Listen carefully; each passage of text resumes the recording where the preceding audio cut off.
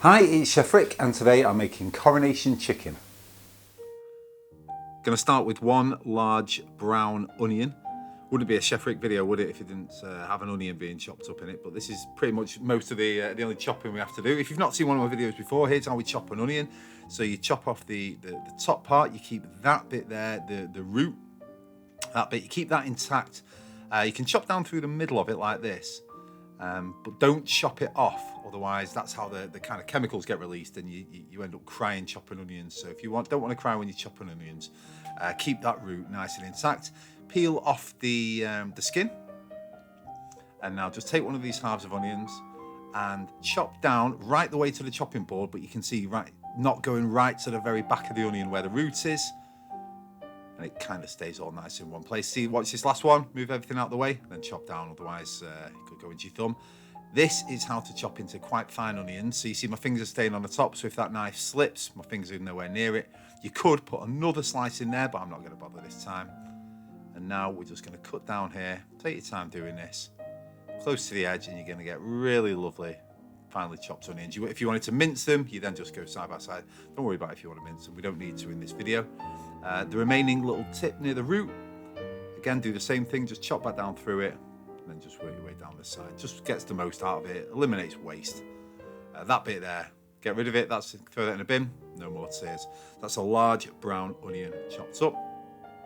Now chicken breasts are going to be chopped into chunks. We're going to take 6 chicken breasts, and first of all, chop them in half lengthways like that. And now each of these halves we're going to chop into roughly about 1 centimetre wide chunks.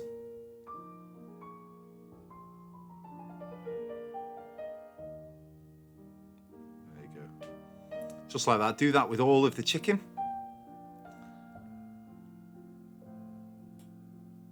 And there's very little other prep to do apart from the chopping of the onion and the chicken. So we get all that together.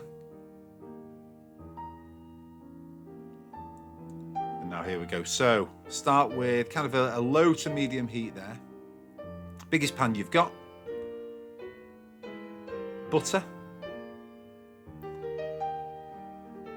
Just let that butter melt down. And in goes all of the chicken. This is going to be cooked really kind of slowly in the sense that it's not actually going to take too long to do, but slowly in the fact that we're not looking to brown the outside of the chicken, just want it to kind of get some colour on it and kind of very slowly cook through. So leave that. Again, you're on that kind of medium heat. Come back to it every kind of 5 minutes or so and just give it a good mix around like this, just to make sure that, again, you don't want any of it catching on the bottom. Chicken catching on the bottom of the pan is no bad thing, getting some colour on it, getting some meat on it, but with this recipe, we don't want that at this point. We just want it to just kind of have that no raw look to it on the outside, just like I say, cook through.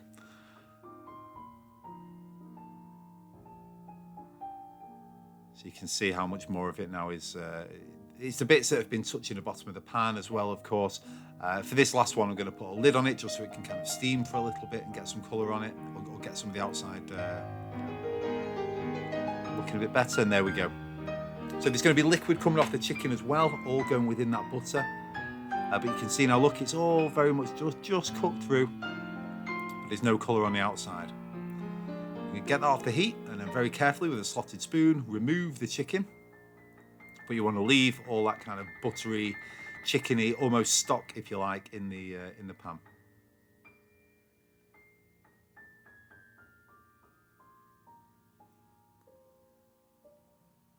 So now we can put that back on the heat, and in goes all of those chopped onions. We're still going to keep this on a low to medium heat. Again, you don't want these boiling or anything, but now you want these onions to cook in all that butter, that chickeny butter. The onions are going to release their own liquid as well now as you do that. They're going to soften down beautifully, but the colour's not going to change from them. You don't want them to go brown either as you cook them. So again, keep moving them on a lowish heat. I would move these around for about 10 minutes, 10 to 15 minutes. Now, the good stuff. That's mango chutney. It's an apricot preserve. It used to be an apricot jam. It used to be cheap. I couldn't find any cheap apricot jam. This was like a posh apricot preserve, but this was an amazing one. So yeah, go with a good quality apricot preserve.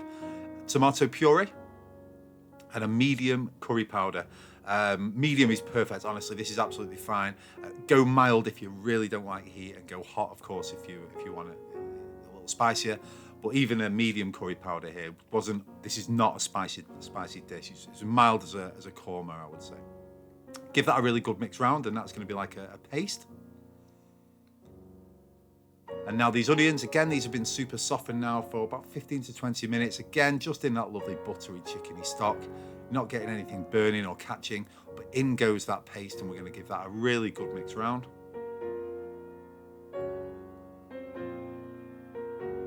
Just so it's all lovely and combined.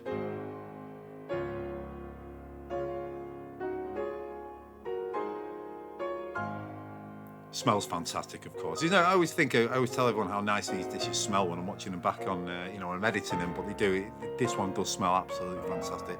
Again, I turned the heat down there slightly from that medium. It was boiling. That's not a bad thing that it's boiling. But again, we don't want it to stick, but we do want it to get thickened. So you see that when you drag a spoon across the bottom and it doesn't all melt back in together, that's plenty thick enough at this point. So in goes the lemon juice. Give that a good mix round. And now take that off the heat and let that cool down, because we're about to add a mixture of double cream, and I am adding to that mayonnaise. And you can see how much mayonnaise goes in this dish. The quantities aren't wrong in the description. There's a lot of mayo in here, but it's important and it's delicious and it makes the dish work. So just trust me. So you give the mayonnaise and cream a really good mix round. It's lovely and smooth.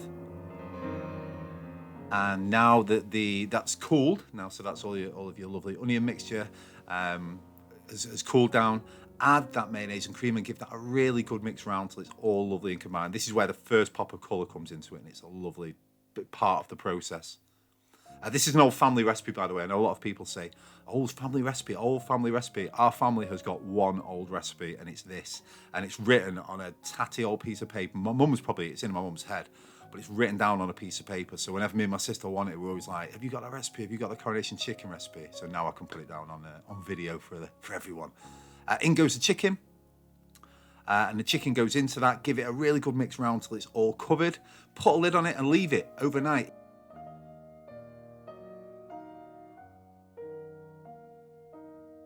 The next day. Come back to it and get it on a low heat and just bring it back to temperature. Get it lovely and hot. You see as it starts to cook, a little bit of colour comes into it a bit more. Shall I say it smells fantastic again? I've just done it. It smells absolutely fantastic now. This is where the wife's going, oh, is that nearly ready? Is it nearly ready? Because it'll start filling your house with this most beautiful smell. Give it a little taste. And just, if it needs any seasoning at this point, mine just needed a little bit of salt just to make it pop a tiny bit more. It still would have been amazing without, but let's take it to the next level. Give that a good mix round. Make sure that all that chicken's lovely and hot. Obviously, we cooked it yesterday. It's been sat softening in that liquid overnight. Serve it however you want. We always served it with some white rice. Again, use a ladle there and just put a little hole in there just so it sits nicely. Again, you serve it however you want. This is just how we would have it as kids throughout our life. Coronation chicken in there. I've spiced mine up with a tiny bit of chili flakes on there, red chili flakes. You do not need to do that. But that's it. That's Coronation chicken. It's everything for me. It's a taste of home. It's my family. It's my mum. It's my dad. It's my sister. It's everything. I love it so much, and it tastes incredible. I promise you, this is a beautiful, beautiful meal. Really, really easy. Great for an amateur because you kind of see all the different cooking processes and you get something fabulous at the end. Thank you so much for watching. Appreciate every single viewer, and I'll see you on the next one.